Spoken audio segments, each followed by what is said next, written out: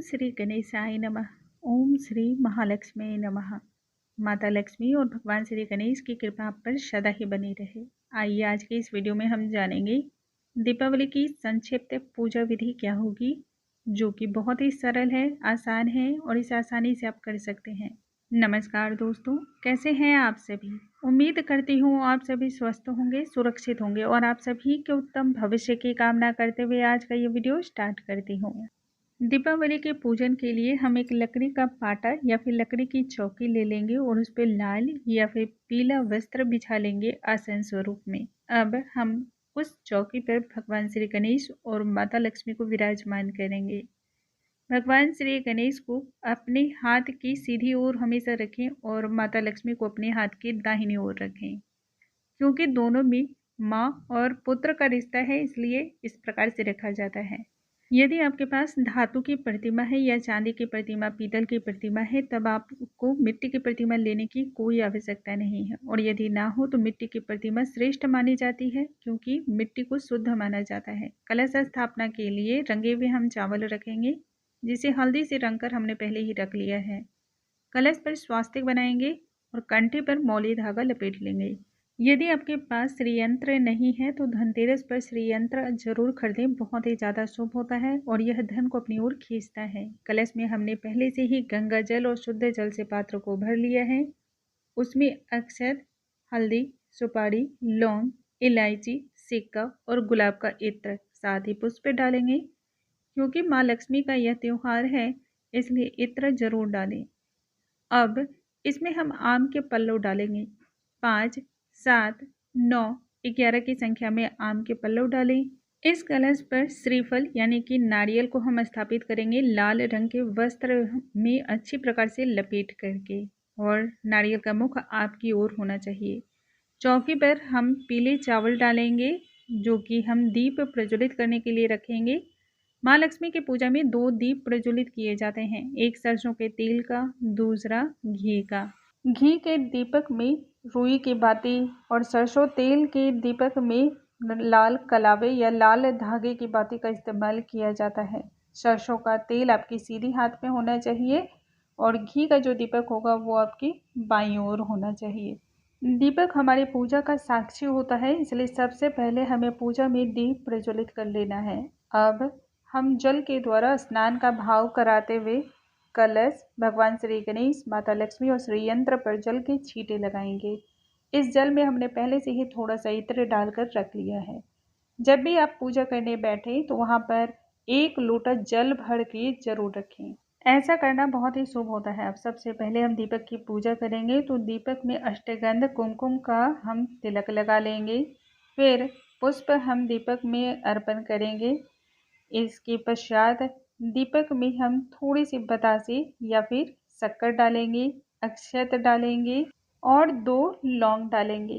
फिर दीपक को हम प्रणाम करेंगे और उनका आवाहन करेंगे, उनसे प्रार्थना करेंगे, हे दीपक महाराज, आप हमारी पूजा के साक्षी हैं, हमारी पूजा को आप सफल बनाएं, आप यहाँ आ करके मेरी पूजा को सार्थक करें। इस प्रकार से दीपक को आपको प्रणाम करना है और फिर पूजा हम आगे बढ़ाएंगे।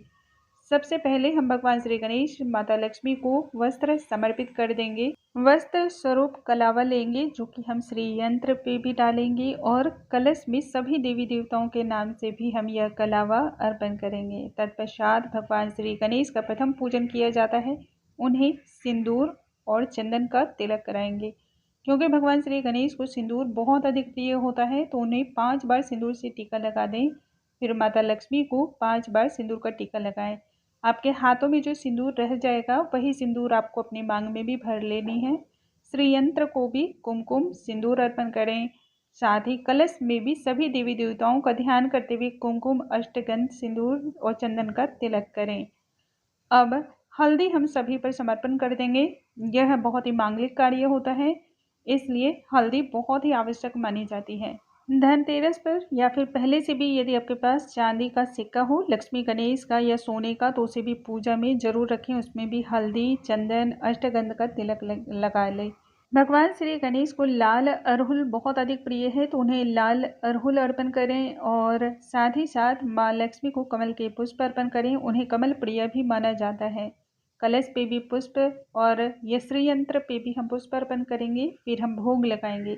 भोग में बतासे और लड्डू जरूर शामिल करें, क्योंकि माँ लक्ष्मी को बतासा और खीर बहुत अधिक प्रिय है और वहीं भगवान श्री गणेश को लड्डू बहुत प्रिय है। माँ लक्ष्मी को श्रृंगार की वस्तुएं अर्पण करें।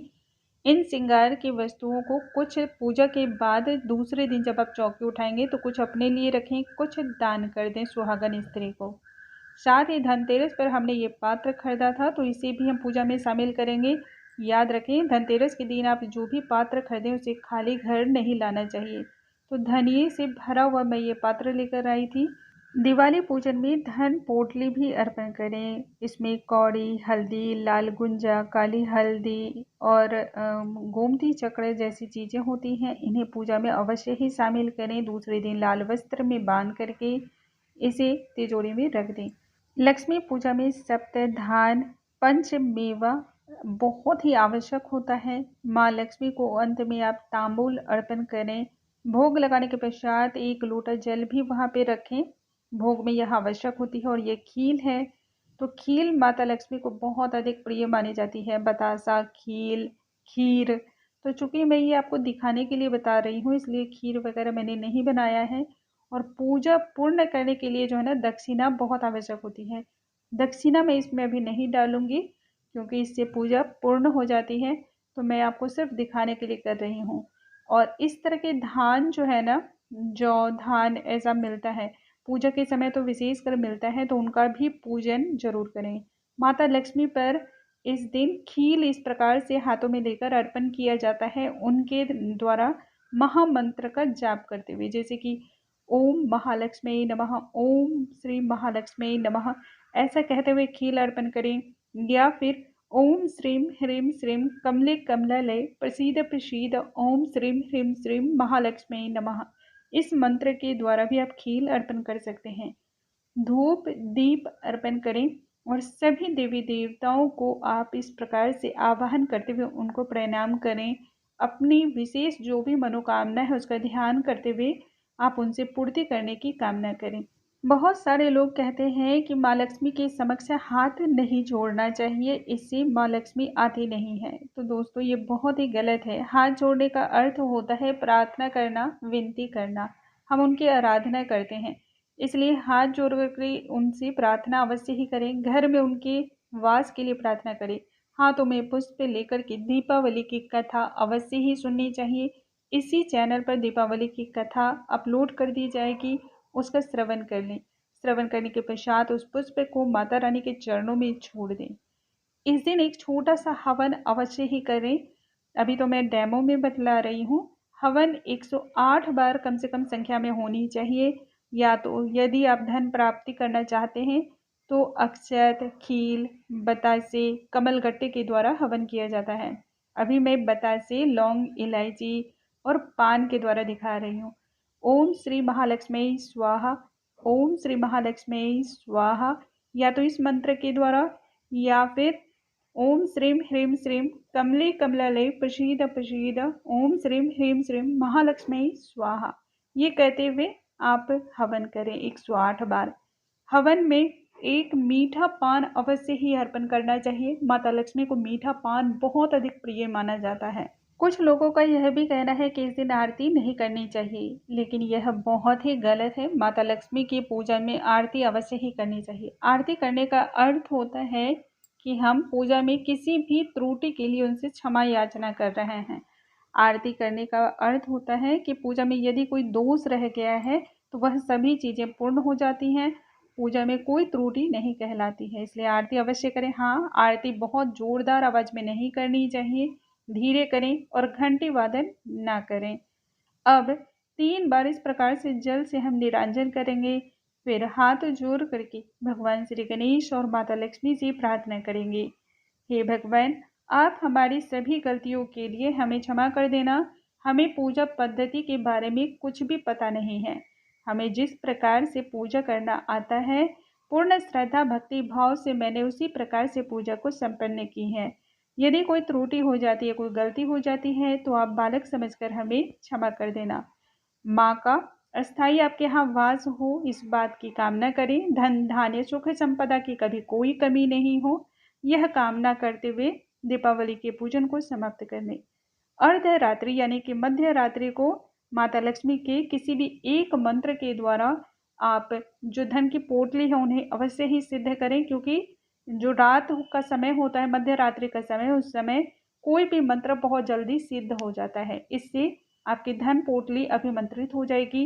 वैसे बहुत सारे लोगों के हमारे यहाँ ऑर्डर लिए हुए हैं। यदि आप भी धन पोटली को बनवाना चाहते हैं तो हमसे संपर्क कर सकते हैं। अभिमंत्रित करके बहुत ही जल्द आपके एड्रेस पर भेज दिया जाएगा। धन पोटली को अभिमंत्रित करने का जो ऑर्डर है वह दीपावली के एक दिन पहले तक लिया जाएगा, उसके बाद ऑर्डर नहीं लिया जाएगा। तो इस बात का आप ध्यान रखें। यदि आज का वीडियो पसंद आया हो तो वीडियो को लाइक और शेयर ज़रूर करें। इसके साथ ही यदि आप कोई सुझाव देना चाहते हैं तो कमेंट के माध्यम से अवश्य ही दें। हम उस सुझाव पर अमल करने की पूरी कोशिश करेंगे। अगले वीडियो में नई जानकारी के साथ हम फिर से मिलेंगे। तब तक के लिए नमस्कार दोस्तों। आप सभी पर माता महालक्ष्मी की कृपा सदा सदा के लिए बनी रहे।